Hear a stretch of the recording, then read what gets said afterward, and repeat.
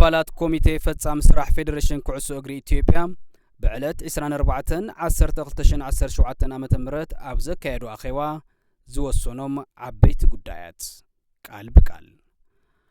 ኣብ ፌዴሬሽን ኩዕሶ እግሪ ኢትዮጵያ ጸዲቁ ኣብ ስራሕ ዝወዓለ መምርሒ ምሕደራ ፋይናንስ ፕሪሚየር ሊግ ኢትዮጵያ በመተሕልላፍ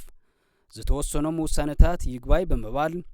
ይግባይ ሰማዕ ኮሚቴ ፌዴሬሽን ኩዕሶ እግሪ ኢትዮጵያ ኣብ ልዕሊ 4 ክለባት ማለት እውን መቻል ሐዋሳ ከተማ ሲዳማ ቡናን መቀለ ሰብዓ እንደርታን ዝወሰነ ውሳነ ክጸንዕ ዝወሰነ እኳ እንተኾነ ሰለስተ ጋንታታት ማለት እውን መቻል ሐዋሳ ከተማን ሲዳማ ቡናን ካብ መተሓዳደር ደንቢ እቲ ፌዴሬሽን ወጻኢ እቲ ጉዳይ ናብ መደበኛ ቤት ፍርዲ በመውሳድ ክስ ብምስራትን እቲ ውሳነ በመእጋድን ዝተኣገዱ ተጻዋቲ ኣብ ሰለስተ ጋንታታት ተሰሊፎም ንክጻወቱ ስለዝተገበረን አባላት ኮሚቴ ፈጻም ስራሕ ፌዴሬሽን ኩዕሶ እግሪ ኢትዮጵያ በዕለት 24/10/2017 ዓመተ ምህረት ኣብ ዘካየዶ ህጹጽ ኣኼባ ገምጊሙ እዩ። ስለዝኾነ እዚ ጉዳይ ድሕሪ ውሳነ ይግባይ ሰማዕ ኮሚቴ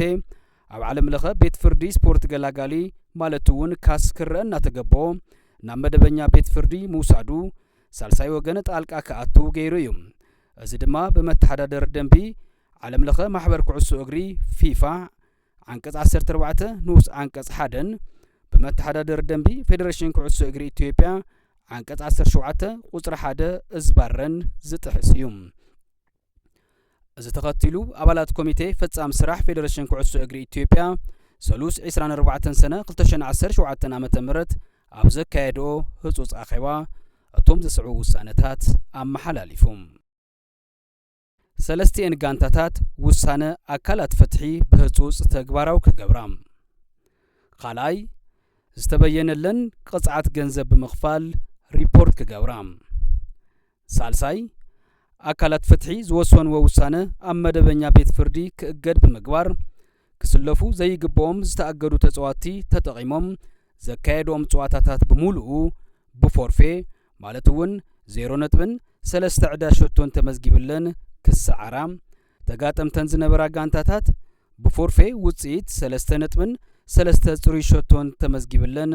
ተዓወት ክኾና ከምኡውን ሰለስቲአን ጋንታታት ዓርሰን ዘካየዶም ጸዋታታት ንኽልቲኦም ጋንታታት ፎርፌ 0.3 ዕዳ ሸቶን ተመዝጊቡ ተስዓርቲ ክኾና ራብዓይ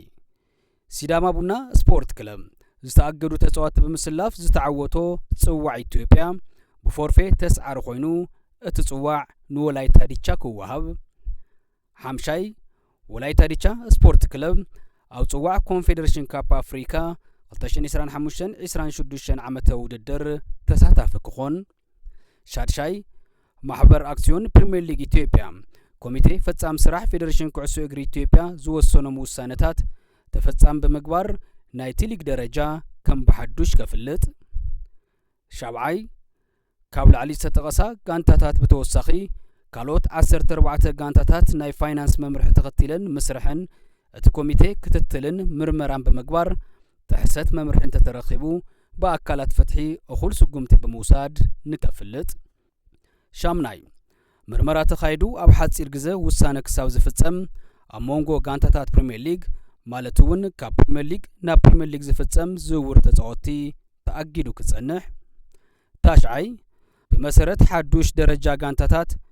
ኣብ ውድድር ዓመት 2017 ዓመተ ምህረት ካብቲ ሊግ ዝወረዳ ጋንታታት ኣብ ዘለዎኦ ንክጸንሓ ዓስራይ ኣብ 2018 ውድድር ፕሪሚየር ሊግ ኢትዮጵያ ኣብ ፕሪሚየር ሊግ 2017 ዓመተ ምህረት ተሳተፍቲ ዝነበራ 18 ጋንታታትን ክልተ ካብ ላዕለዋይ ሊግ ዝዓበያ ጋንታታት ብምክታት ኣብ መንጎ 20 ጋንታታት ክካየድን ኣብ 2018 ዓመተ ምህረት ውድድር መወዳእታ 4 ጋንታታት ናብ ላዕለዋይ ሊግ ክወርዳ ክልተ ጋንታታት ካብ ላዕለዋይ ሊግ ክዓብያ ንክግበር ተወሲኑ ኣሎ።